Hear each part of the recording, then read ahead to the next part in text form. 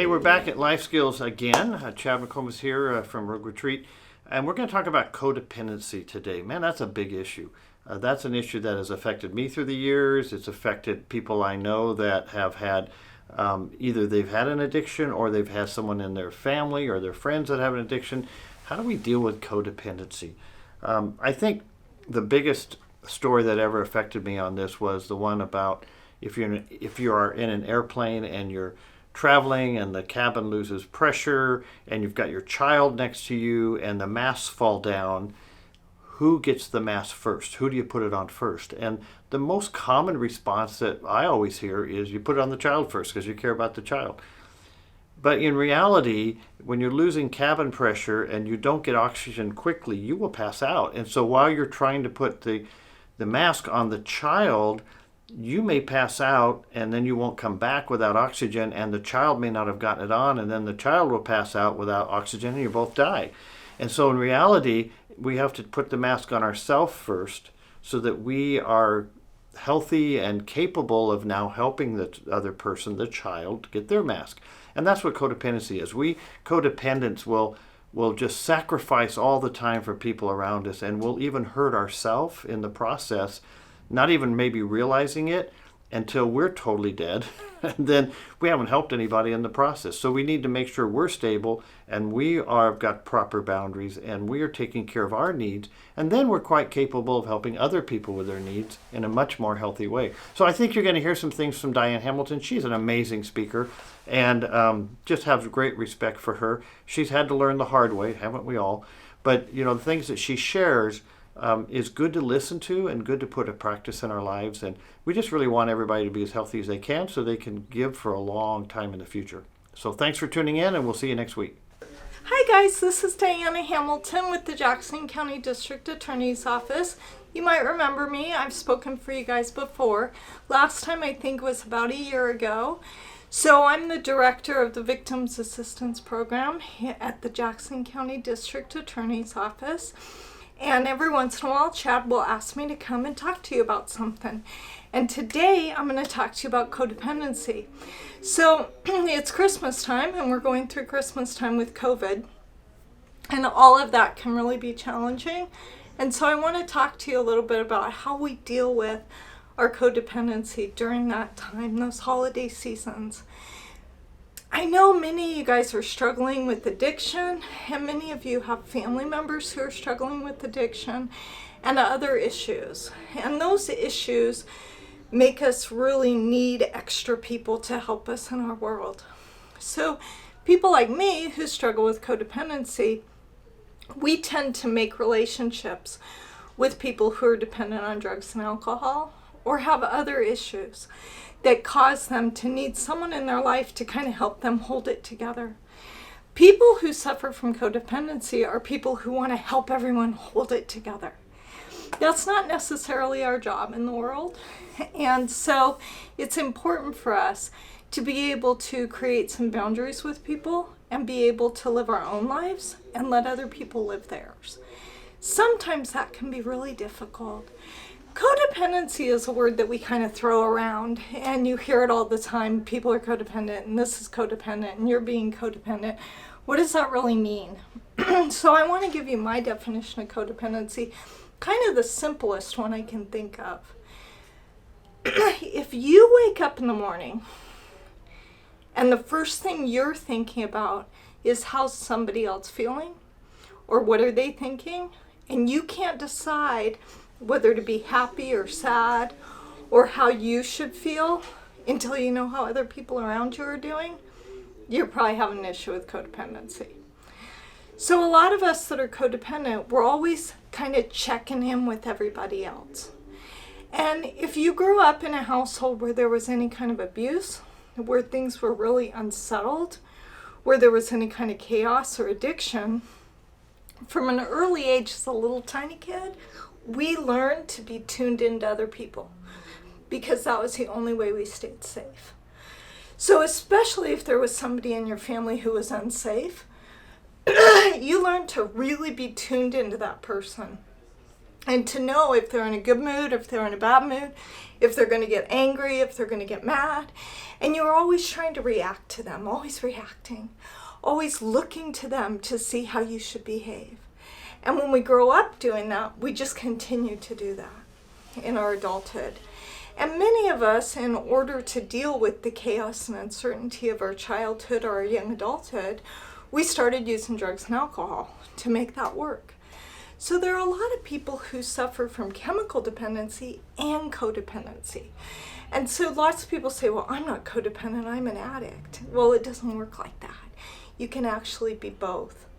And so what happens is the codependent person finds another person in their life that they really glom onto.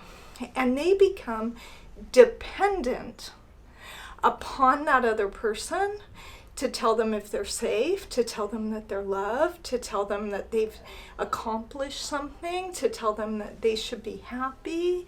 And so if that other person that we've glommed onto, if they're happy, then we can be happy. But if they're not happy, then we're not happy. So I want you to consider this. If your other person is an addict, they already have enough going on to not need to be responsible for your happiness. But when we're codependent people, we want to make everyone happy. And sometimes people with chemical dependency issues and mental health issues aren't going to be happy no matter what we do for them. And now we've put the responsibility for our feelings on top of them. They have enough to deal with.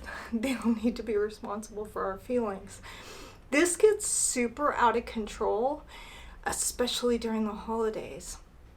Because what happens is we want the holiday to be perfect for everybody. And so we keep working to try to make the holiday perfect for everybody. Everybody else has to be happy and everybody else has to get what they want for Christmas. And if I just do this and I just do that and I just do this and I just hold my face right, then everybody else will be okay. And if everybody else is okay, then I can be okay. It's an exhausting way to live.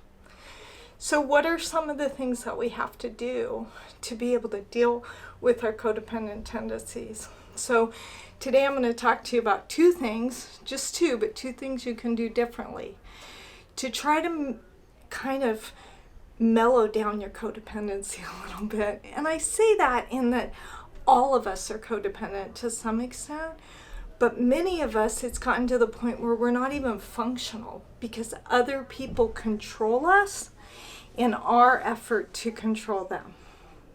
And so we're actually being controlled by the people that we think we're controlling. We're actually being controlled by the environments we're trying to control. And the first really important thing that you have to do in order to deal with your codependency and get a little peace is you have to kind of live life on life's terms. And what that means is you have to face reality. And a lot of times the reality is that person that you've connected yourself to, they're going to drink and use no matter what you do. They're not going to go to work no matter what you do. They're going to irresponsibly spend your money no matter what you do. They're going to be angry or cranky whenever they're going to be angry or cranky no matter what you do. And so once we start to accept the fact that we literally have no control over other people, we need to live life based on what the reality is. A lot of times we don't want to do that because if we live life on life's terms, then we have to accept some harsh realities. Like, I can't make my spouse stop drinking and using. Or my cousin who I live with who's supposed to pay half the rent is never going to go to work. That's not going to happen. Or my adult children are addicted to heroin. I mean, all those things are real realities that happen to us in this world. And what happens is we keep pretending like if we just do X, it'll be okay. If we just do this, they won't drink and use. If we just do that, that person will get a job and go to work. But it doesn't happen because we don't have any control over those people. So the first thing we have to do is live life on life's terms and accept the reality of what's going on for us.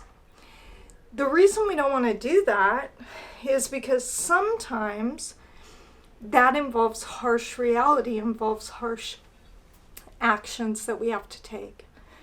So sometimes that means we have to tell our cousin he's got to move out because he won't work. And I know he's like, no, next week. I've got this job opening up next week. It's going to be great. No, next month. The farm's going to pay me for the trim next month. It's never going to happen. We have to be able to make some decisions based on the reality of the situation, not what we think we can make happen in other people's lives. Because the reality is we can only make things happen in our lives. And a lot of times those things need to happen based on us drawing boundaries. So I want to talk a little bit about boundaries. I talk to lots of women and men who think they're drawing boundaries, and they're just having unrealistic expectations. So I hear women say things like, I would never let my husband hit me. Well, the reality is, I don't know about your husband, but my husband's a lot bigger than me, and if he wants to hit me, he's going to. And I can't make him not do that. But I can draw a boundary by saying if he ever were to hit me, I would leave. So boundaries aren't about what other people are going to do, they're about what you're going to do. Boundaries are about if this happens, I'm going to do this. The tough part with boundaries is we have to have the guts to do the things we say we're going to do. And as codependents, a lot of times we can blame everything on the addict or everything on that other person. And we can say, well, I can't pay the bills because the addict spent it all on drugs. And I can't do this because that person did this. And I can't do this because that person did this. If we want to walk away and not be codependent anymore, we have to take responsibility for our actions. And when we draw boundaries, we have to say, this is something I'm not willing to put up with, so what I'm going to do is I'm going to do this. I'm going to leave. I'm going to get an extra job so I can pay these bills. I'm going to whatever it is that we need to do differently because we can't make other people do things differently. During the holiday season, we want to do things for other people. And I think that's awesome. I think we're called to do things for other people. But we have to have boundaries around that. And so this is the golden rule. I want you to remember this rule during the holiday season. If you want to do things for other people, awesome. Please do that. Go be a bell ringer for the Salvation Army. They totally need your help. There's tons of stuff you can do for other people. Don't do things for people that they can do themselves. That's codependent. So if I'm choosing to pay the phone bill for my adult children who are more than capable of working and paying their own phone bill, that's codependent. If I'm choosing to go to the Salvation Army and be a bell ringer this season because they're asking for help, that's helping people out. If I choose to take my friend who has dementia to the doctor because she has dementia, that's helping somebody out because she can't drive, she can't go to the doctor, she can't do those things, and that's okay. But if I'm choosing to come over to your apartment and clean it for you so you don't get in trouble when your case manager comes, that's not okay. Because you have the ability to take care of your apartment. You have the ability to clean your unit. If you didn't, you wouldn't have that requirement from Rogue Retreat, right? So a lot of times we choose to do things for other people that they can do for themselves in hopes that they'll change their behavior. And then when they don't, we're angry because they didn't change their behavior and they didn't know after all I did for them. And a lot of times we're doing stuff for people they didn't ask us to do for them. So what I would say to focus on this Christmas season is to do things for people who can't do things for themselves. Spend time with the little ones. Really pay attention to people. Listen to people. Just listen. Just be quiet and listen to people. That's something people need. But telling people how to manage their lives, telling people how to take care of themselves, doing responsibility for other people that they can do for themselves, that's not having boundaries, and it doesn't create self-sufficiency in other people. It just feeds their addiction, and it creates resentment in us. It's okay to love people who have addictions and disabilities. I love tons of people who have addictions and disabilities. Loving them, though, doesn't mean doing for them what they can do for themselves. Loving them means supporting them and listening to them and having boundaries so that they can't do things that tear me apart and they can't do things that tear my family apart. So the people that I love who have addictions, and I love some people who have some pretty bad addictions and some people who are living on the street right now because of their addictions, I don't let them come to my home because they might steal stuff from me. But 5 years from now, I'll still be able to love them and I'll still be able to have a relationship with them because I won't allow them to destroy our relationship. It's okay to love people and not love their behavior. And it's okay to love people and not rescue people. It's important just to love and just to listen and just to care. But allowing other people to destroy you, or in case of some codependents like me, we almost invite other people to destroy us by doing things for them that they didn't want us to, and then resenting them for it later, that destroys relationship. And that's not okay. So this holiday season, spend time loving people and doing things for people who need your help. And with COVID and the holidays and everything going on, there's tons of opportunities to do wonderful things for other people. But don't do things that feed into other people's addiction, and don't enable people to continue to drink and use and do crazy things in the name of loving them. If you love them, you'll listen to them, you'll tell them you love them, and you'll have boundaries with them. So have a Merry Christmas, guys, and I'll see you next time they ask me to speak. Bye.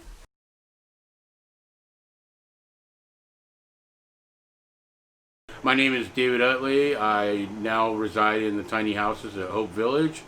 I've been involved with Rogue Retreat for almost a year, going through the Kelly shelter to here, working my way up to here. I ended up homeless through divorce, and while I was homeless on the streets for 2 years, I ended up picking up a drinking habit. I've worked through the agencies working with me to get on a better footing. I'm now employed all the time, except for the corona, of course. I've gone from the entrance at the Kelly shelter, from there to here. I've had my ups and downs, but right now I would consider that I'm a lot better place now than I was 4 years ago. And like I said, I ended up on the streets for 2 straight years before I even knew about the Rogue Retreat programs. My thing was that I ended up on the streets, and I didn't think it was fair. I ended up drinking, didn't really mess with the drugs and things. And what has happened is I've met people along the way that have given me a hand up, not a handout, a hand up to get me through my barriers. And I'm one of the next people probably to be leaving here pretty soon. Not only my time is up, but I've worked to that position. There's good people in both programs that I've been involved with. There's really good people, and if you're earnest about changing whatever situation brought you here, they're earnest in helping you. Okay, I'll be right there, Susan. Bye.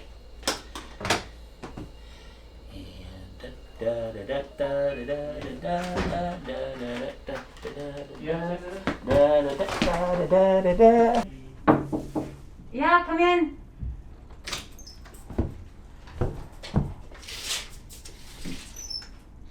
What do you mean? I just wanted to make sure that you're going to be safe out there today. I'm safe. COVID safe. COVID safe. All right. All right. Let's remember, be careful out there. Will Okay, and break. See ya. Have a good day. Right back at ya.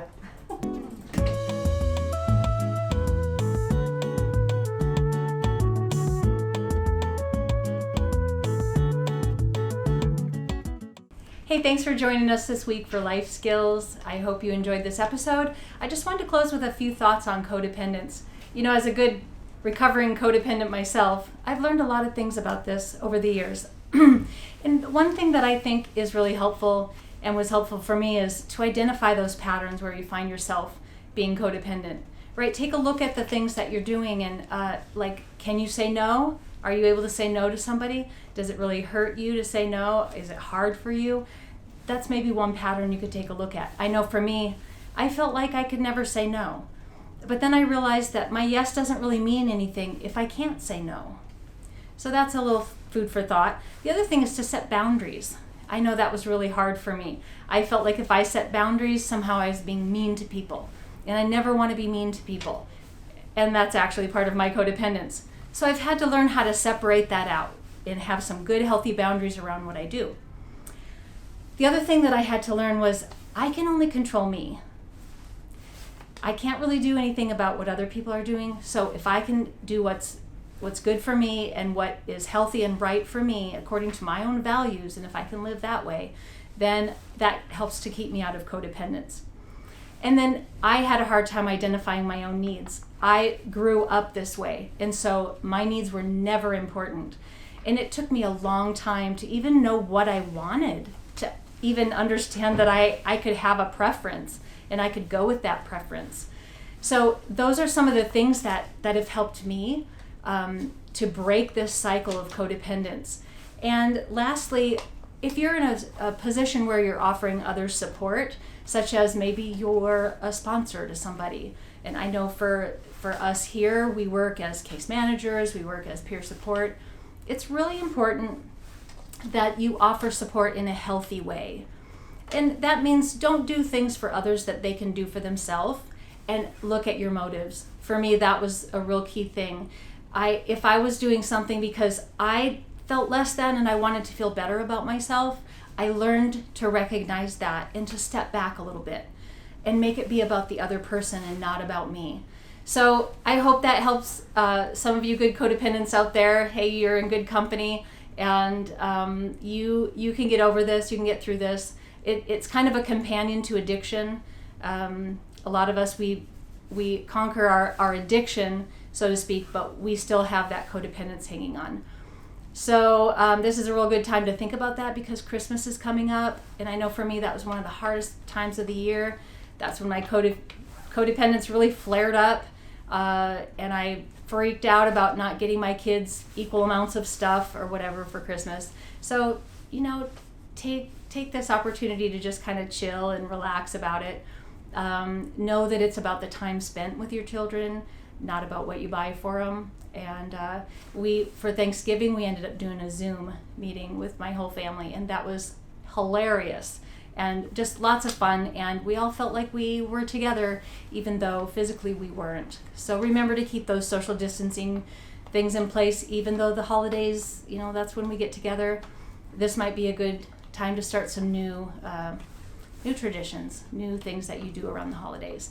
So anyway, as always, we love you. We care about you. We're here for you. If you need anything at all, let us know. All right? Have a good week.